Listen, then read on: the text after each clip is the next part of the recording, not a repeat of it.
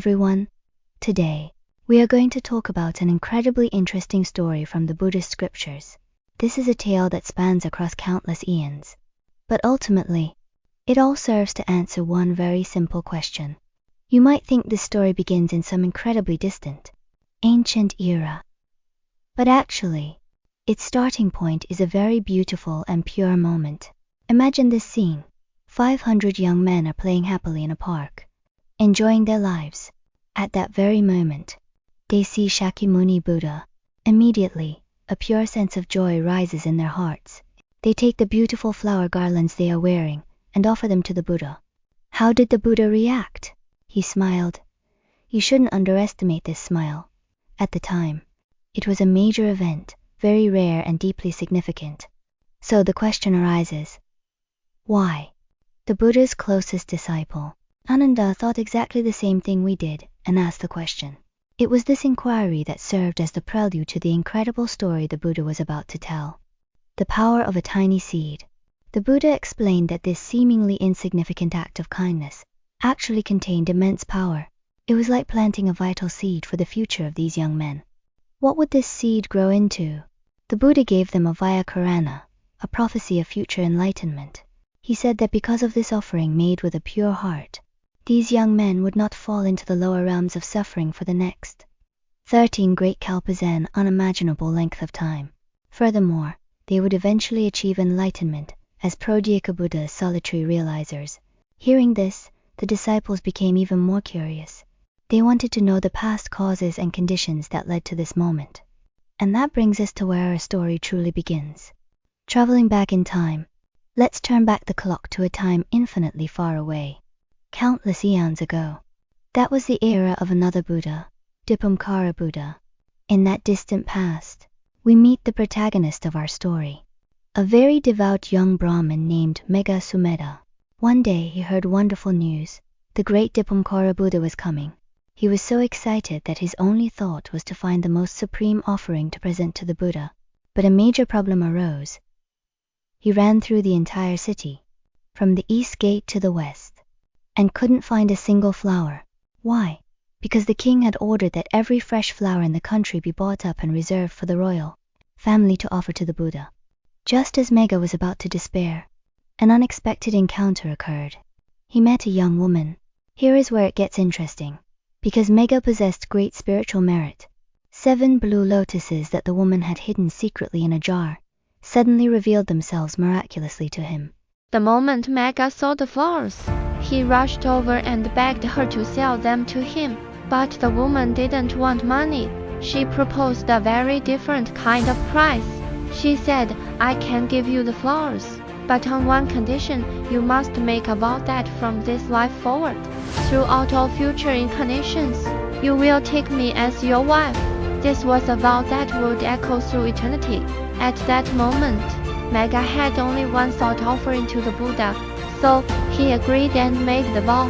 The woman gave him 5 of the 7 lotuses, kept 2 for herself, and together they hurried to see the Buddha, the ultimate sacrifice.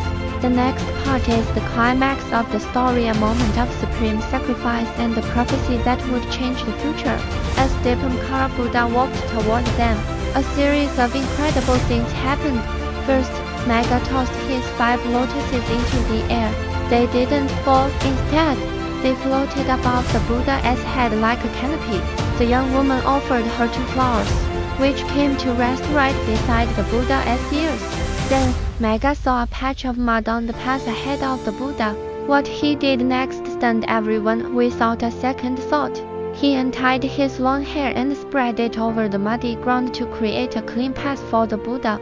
As he laid down his hair, he made a sincere vow: if I am to achieve supreme enlightenment and turn the wheel of Dharma for all beings in the future, then let the Buddha walk over my hair. At that moment, Dipamkara Buddha did exactly that. He stepped onto Megha's hair and delivered the prophecy that changed the world. He announced to the crowd, in a future life, you shall surely become a Buddha, and your name shall be Shakyamuni. This was the moment of Shoji, Vyakarana, the formal prophecy of future Buddhahood. This one act of devotion determined his future destiny. The echoes of karma, 3 different paths, However, Mega wasn't alone. His companion, a man named Wisdom, and the young woman who sold the flowers were also there. How did this same event affect them? Let us look at how the echoes of karma unfolded. This story serves as a classic textbook for the law of karma. Karma is the universal law of cause and effect.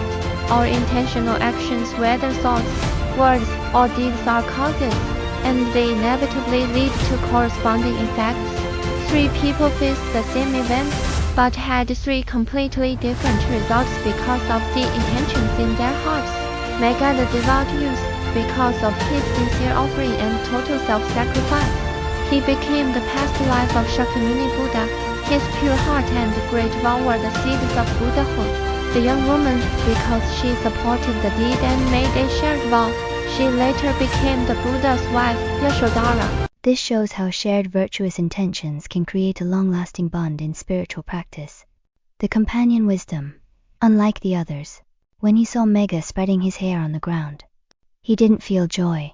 Instead, he felt hatred and contempt, thinking the act was lowly and humiliating. Because of this single negative thought, his destiny went in the opposite direction, leading him to fall into the lower realms such as hell or the animal realm. The revelation of a single thought. What does this ancient story mean for our lives today? It distills a crucial lesson. Everything depends on the immense power of a single thought. The contrast is clear. On one side, a single thought of devotion becomes the cause for future Buddhahood, generating infinite merit. On the other side, a single thought of hatred becomes the cause for falling into hell, capable of destroying all the good deeds accumulated in the past. A pure thought of offering put Mega on the path to enlightenment, while a hateful thought sent his friend Wisdom straight into the lower realms. There is a wonderful saying in the scriptures: a true practitioner knows to walk as if on thin ice. Why? Because they will never allow themselves to indulge in the afflictions of greed, anger, ignorance, arrogance, or doubt.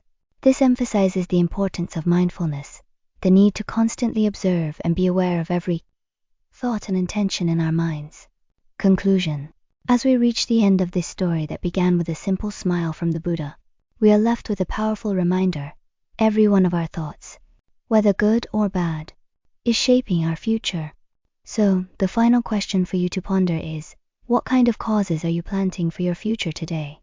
As we saw in this story, the most magnificent destiny can be achieved in a single thought. But similarly, it can be utterly destroyed in a single thought as well.